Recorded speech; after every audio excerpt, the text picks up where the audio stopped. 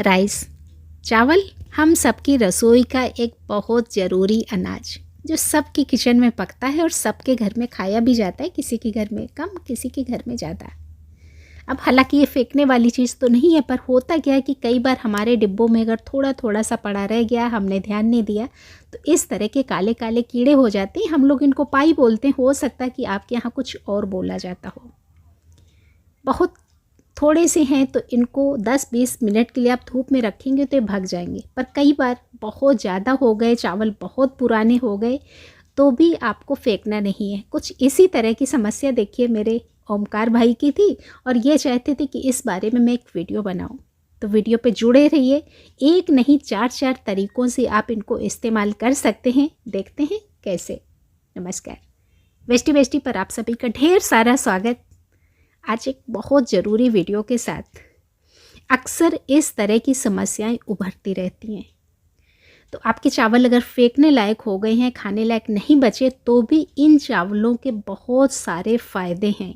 फ़ायदे कहाँ पर हैं? फ़ायदे हैं हमारे गार्डन में। अब अगर आपके भी चावलों में इस तरह के कीड़े लग जाते हैं, तो आपका ये जानना बहुत ज़रूरी है कि इन चावलों में न जाने कितने सारे पोषक तत्व होते हैं। सब कुछ एक एक करके जानेंगे, पर उससे पहले वीडियो को लाइक ज़रूर करिए, चैनल का हिस्सा बनिए, और बहुत ज़रूरी वीडियो है इसलिए वीडियो को शेयर भी करिए। ये सब ऐसी चीज़ें होती हैं ना जो कभी ना कभी हमारी किचन में ख़राब होती हैं, और आपकी वजह से किसी और को पता चले तो ये आपके लिए और मेरे लिए, दोनों के लिए खुशी वाली बात है। डालना किन किन पौधों में? आप किसी भी पौधे में डाल सकते हैं। आपके इंडोर प्लांट से लेके आपके फ्लावरिंग, आपके फ्रूटिंग, जो भी प्लांट्स हैं ना, सब में डाल सकते हैं। अब जल्दी से इसको बनाने का तरीका देखते हैं। डालना कैसे ये भी देख लेते हैं। इस पानी को आप सीधा मिट्टी में डाल सकते हैं, आप मिस्टिंग कर सकते हैं, और क्या करना है, अब इसको बनाने का तरीका जानना है हमें। तो सबसे पहला तरीका तो आप जो इस्तेमाल करेंगे वो कर सकते हैं, इन चावलों को भिगो कर बना सकते हैं अपना बहुत अच्छा ढेर सारे पोषक तत्वों से भरा हुआ पानी। उसके लिए आपको क्या करना है, इन चावलों को हम लोग एक पानी से धुल लेंगे, और क्या करेंगे, जितने आपके चावल हैं उससे 3 गुना पानी डालेंगे इन चावलों में, क्योंकि चावलों को हमें भिगोना है, तो कम से कम 3 गुना पानी में भिगोएंगे।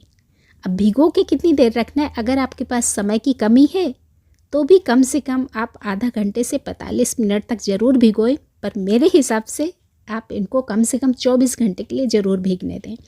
बीच बीच में क्या करेंगे, जब ये चावल आपके फूलने लगेंगे तो बीच बीच में आप इनको मसलते ज़रूर जाएं। जब ये चावल भीग जाएंगे ना, तो जब हाथ से मसलेंगे तो चावल टूटेंगे थोड़ा सा, जिससे कि इनका बहुत सारा न्यूट्रिएंट्स एक्सट्रैक्ट निकल के पानी में मिक्स होगा, जिससे कि पानी हमारा पोषक बनेगा। उसके बाद आपने जितनी देर भी भिगोए, आपने 1 घंटा भिगोए, आपने 24 घंटे भिगोए, तो उसके बाद आप इस पानी को यूं करके भी निकाल सकते हैं या फिर छन्ने की मदद से छान सकते हैं। अब ये पानी आपके पौधों में देने के लिए तैयार है। अगर आपने 24 घंटे के लिए इनको भिगो दिया, तो उसके बाद आप इस पानी को तुरंत दे सकते हैं, या फिर आपने अगर आधा घंटा भिगोया तो भी आप इस छान करके इस पानी को कम से कम 3 दिन के लिए आप बाहर रख सकते हैं। उसके बाद अपने पौधों में दे सकते हैं। उसके बाद गर्मी का मौसम है, तो इस पानी को आप फ्रिज में हफ्ते 10 दिन के लिए आराम से स्टोर करके रख सकते हैं।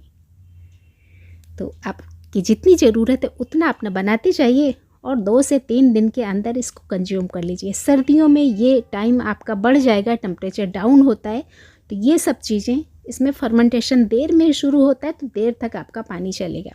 दूसरा तरीका, इन चावलों को बॉयल करके बनाने का। रेशियो हम लोग वही रखेंगे, अपने 1 गुना चावल 3 गुना पानी। चावलों को एक पानी से धुल लेंगे, और उसके बाद हम लोग इन चावलों को बॉयल करेंगे। गैस पे जैसे हम लोग चावल पकाते हैं ठीक उसी तरह से हम लोग बॉईल करने के लिए रखेंगे। और बॉईल भी हम लोग इनको अच्छे से करेंगे, कम से कम आधा घंटे से 45 मिनट तक धीरे धीरे धीरे धीरे बॉईल होने देंगे। हम खाने के लिए कुकर में पकाते हैं, तुरंत हमारी सीटी आ जाती है, चावल पक जाते हैं। पर यहाँ पर आपको खुला रख के पकाना है क्योंकि पानी हमारा ये उबल के बाहर नहीं निकलना चाहिए। तो धीरे धीरे धीरे धीरे इसमें पकता रहेगा। और जब ये आधे घंटे से लेके 45 मिनट तक आप पकाएंगे, उसके बाद देखिए इस तरह के गाढ़ा लिक्विडी पानी आपके पास होगा। अब इसको अच्छे से हम लोग छान लेंगे और छानने के बाद बहुत अच्छे से इसको ठंडा होने देंगे। हमें गरम गरम पौधों में बिल्कुल भी नहीं देना है। अब चूँकि जब ये हम बॉइल्ड करेंगे पानी तो ये माड़ निकलेगा चावल का, तो ये हो जाएगा थिक। जो हमने कच्चे चावल से बनाए वो पानी हमारा होगा पतला, पर ये हमारा गाढ़ा हो जाएगा।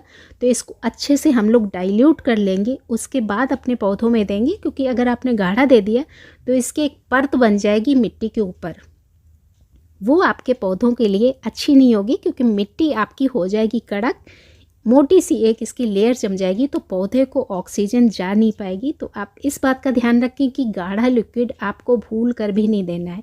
इस गाढ़े लिक्विड को आप पतला करेंगे, डाइल्यूट करेंगे, जैसा कि जो हमने सिंपली चावल से भिगो कर अपना बनाया था उस तरह से पतला करेंगे। उसके बाद आप पौधों में दे सकते हैं।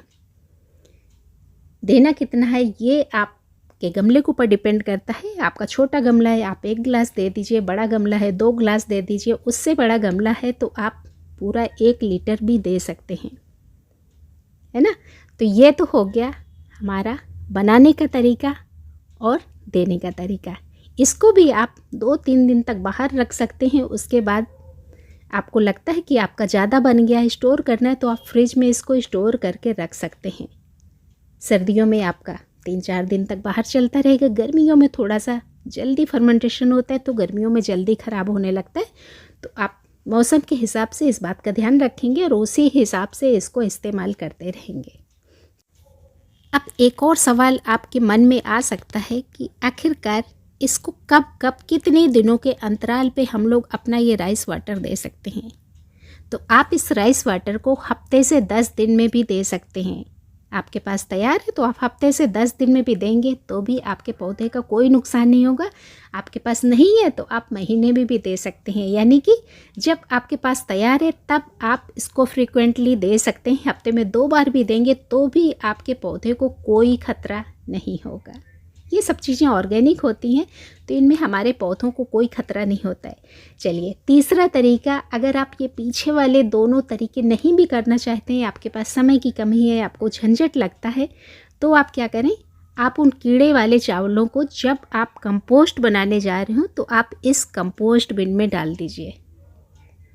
आपकी जो कंपोस्ट बन रही होगी तो धीरे धीरे उसी में डिकम्पोज होते जाएंगे और आपकी कंपोस्ट का हिस्सा बन जाएंगे आपके वो चावल। कंपोस्ट में नमी रहेगी, धीरे धीरे नमी के साथ साथ चावलों का जो हमारा न्यूट्रिशन था वो भी कंपोस्ट में मिलता जाएगा। चलिए, आपको कंपोस्ट में भी नहीं डालना है तो भी आप उन चावलों को नहीं फेंकेंगे।